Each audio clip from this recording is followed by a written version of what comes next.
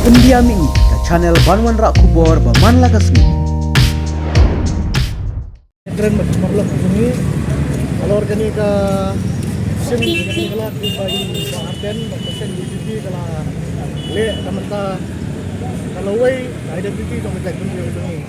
ngaku munang song dong gani dari dong kita gundil but munang song ba wan nang te na constituency 17 non nasko kan ai complaining kong do ya i MLA jangi Baret Adelbert iba lesi mai la majhang ya gani ka kong jong gani ka reservation policy ban review ya ka nilai ya semutu bahkan ni kadang isya kai ke balong kejema ya kerja gunring betul ni kerana niru bahkan sarkar bapak kini kinang nikmat kini kantan kini kinang nikmat na pedang kini ki bekasi janji aja ni bakin sim kan yang kini kalat ban berkat semai no namar kumang itu buat hak constitution negeri India ru kakren ya ke equality mah kumang im ka kamdan equality halor kini ka jingmat pang ya kini ka reservation policy. Tentu ya kini di MLA kini kita job lagi parti kita tidak kita nakajong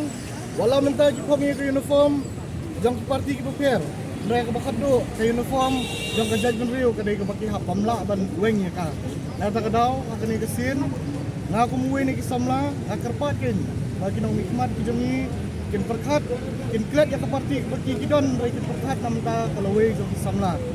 kani kadai ke baap ke jingmai ke cek benriu jongi ladang imla ban kumbek namta ko ha dengan kitbok yang ya ini kesen BPP dengan kitbok yang ru ya kinong elam jong ni ke parti bakin lah banwan ra ya kani ketang jong jinjap